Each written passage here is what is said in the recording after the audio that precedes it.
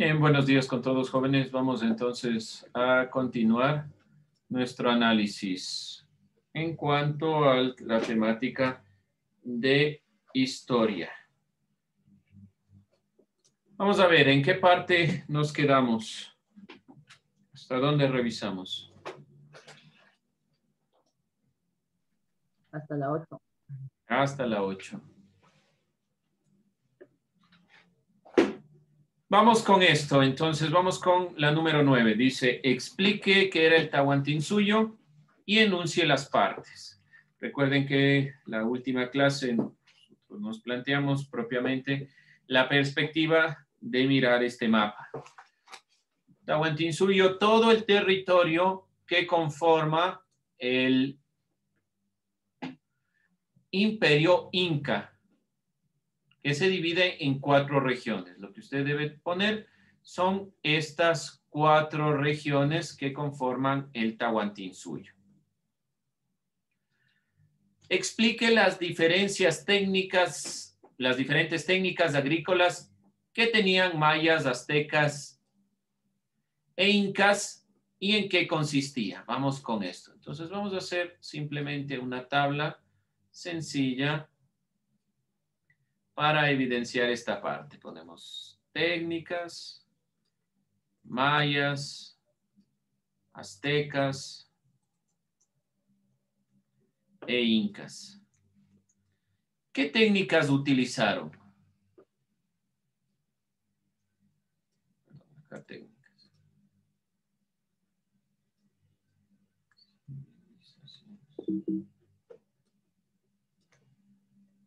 ¿Qué técnicas utilizaron? ¿Cómo se llamaban estas técnicas? Los mayas, los aztecas y los incas.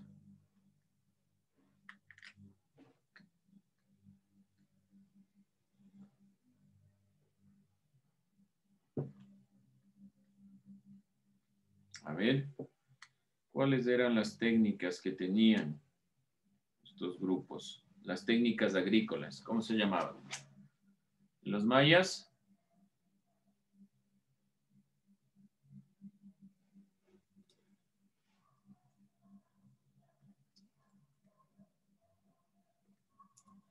No se acuerdan ya.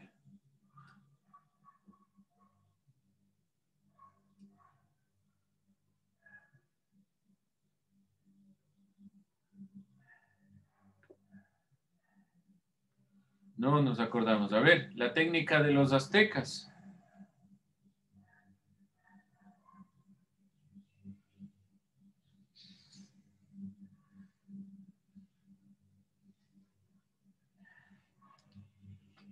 Tampoco.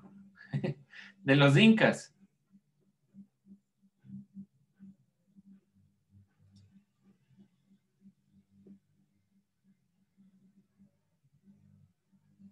Menos. Las terrazas. Una, la terraza. ¿Ya? ¿Qué más?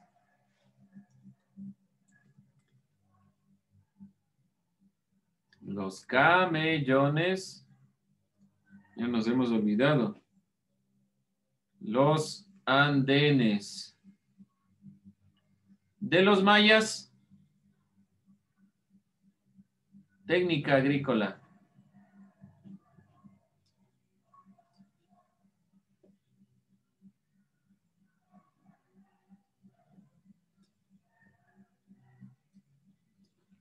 La rosa.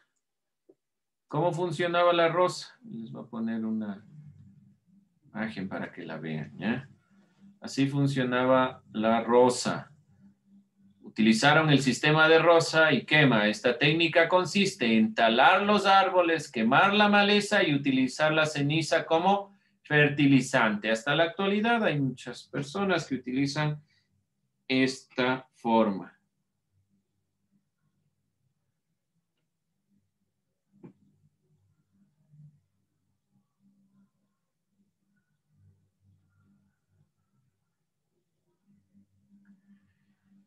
No se olvide, entonces eso es la rosa. Se quemaba, se talaba por la geografía. Recuerden que los mayas estaban ubicados alrededor de la espesa selva. Entonces, para poder cultivar necesitaban talar y quemar, y hacían esta técnica. Los aztecas, ya alguien ya se acordó.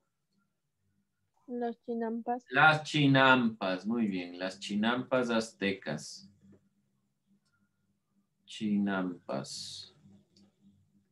¿En qué consistían las chinampas?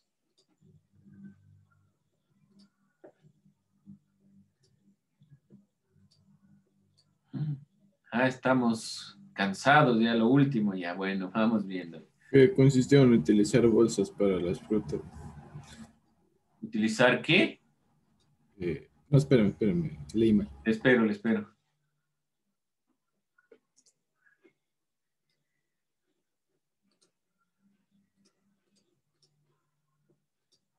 Si se pega, no se pega esa imagen. Vamos a ver otra. Para que vean.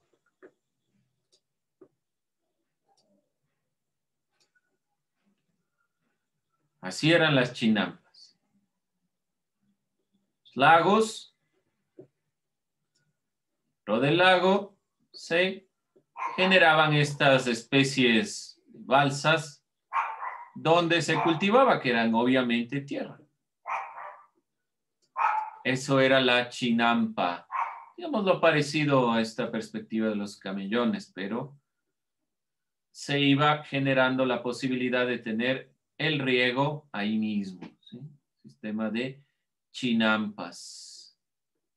Bueno, explique la arquitectura inca en los siguientes elementos. ¿Qué eran los tambos? ¿Qué eran los tambos? Posadas construidas a lo largo de los caminos principales del Tahuantinsuyo. Ya. ¿Qué era el Capac Ñan?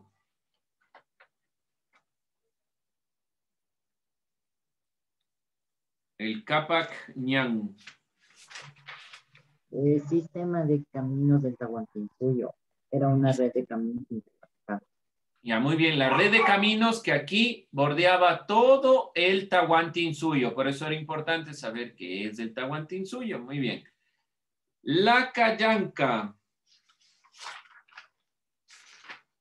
La Callanca. Mencionadas como galpones en las crónicas, presentaban varias puertas, nichos y ventanas y se cubría con techos a dos aguas. Ya, y no se olviden, era para uso ceremonial. En las crónicas las describen como si fueran galpones. Y la cancha, que fueron los sistemas de construcción más ampliamente extendidos durante todo el imperio incaico y tenían diferentes usos, no uno solo. Eran estos espacios que en el centro tenían esta plaza, ¿sí? Se encuentran en varios lugares. Bien, explique los conceptos de reciprocidad y redistribución. ¿Qué es la reciprocidad y qué es la redistribución? ¿Qué entendíamos por reciprocidad y qué entendíamos por redistribución? No anoto eso. Dígame, Andrés. Reciprocidad es cuando el agricultor se comunica intensamente con la naturaleza. En los ritmos y tiempos precisos es cuando se produce esta reciprocidad. A cambio de Ya, a ver, trabajo, hasta ahí un ratito. Vamos a ponerlo de una forma más sencilla, ¿ya? El momento que yo cultivo, tengo que extraer la planta, ¿no es cierto? Para poder generar el cultivo. Digamos que estoy cultivando papas. Saben que las papas son poruncos, generan estas raíces propiamente, ¿sí? Estos elementos yo tengo que extraer la planta para obtener la papa. ¿Qué voy a hacer yo si tengo la consideración de reciprocidad? No voy a dejar ahí talado o destruido todo lo que yo he obtenido, sino que posteriormente voy nuevamente a cultivar. Voy a ser recíproco con la tierra y no le voy a explotar en su extensión, sino que solo voy a cultivar lo necesario para mi población. La reciprocidad es la posibilidad de tener esta relación con la naturaleza y principalmente no solo obtener alimentos, sino también dar a la naturaleza el tiempo que necesita para el cultivo, dar todo el cuidado necesario. Y la de redistribución principalmente es la posibilidad de que ese alimento, ese excedente, ese alimento que sobra, lo pueda yo guiar a las personas que lo necesitan. Los incas hacían esto sobre todo con el ejército, que no tenía la posibilidad de generar una agricultura propia. Entonces, de todos los excedentes iba redistribuyendo, dándoles a los demás grupos. Digámoslo de otra manera. El Estado ecuatoriano, digamos, por alguna razón, tiene un excedente de dinero.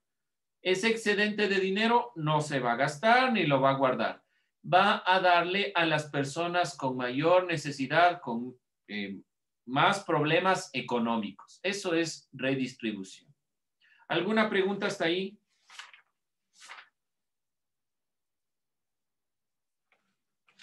Trece. Explique la diferencia entre la esclavitud antigua y la de la época colonial. Aquí me refiero específicamente a la diferencia entre la esclavitud de los griegos, los romanos, los egipcios y la esclavitud propia de la época colonial, que se caracterizó por ser una explotación donde el ser humano era una cosa o mercancía.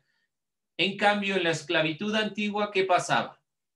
En la esclavitud antigua, principalmente las personas que se les obtenía como esclavos eran por la guerra y eran principalmente reos de guerra, los que pasaban a ser esclavos. En cambio, en la época colonial se hizo un negocio de la esclavitud y a las personas realmente ya no se las consideraba como seres humanos, sino como cosa o mercancía que podía ser vendida. ¿Alguna inquietud, alguna duda en cuanto a este punto? Exponga tres ritmos musicales en América Latina con influencia afro. Verán que estoy poniendo en grande América Latina. No ponga el jazz ni nada. En América Latina. Usted ya buscó, ya tiene, sencillo. Ahora, explique la llegada de Alonso de Illescas a Esmeraldas. ¿Cómo llegó Alonso de Illescas a Esmeraldas? ¿Alguien recuerda? Llegó en un barco desde Nicaragua. No, Alonso de Illescas. Sí vino en un barco, pero ¿qué pasó con ese barco? Sí tiene que ver con el barco. Del procedente de Nicaragua fue Andrés Mangaché. Alonso de Illescas llegó en un barco, pero ¿qué pasó con él y el grupo?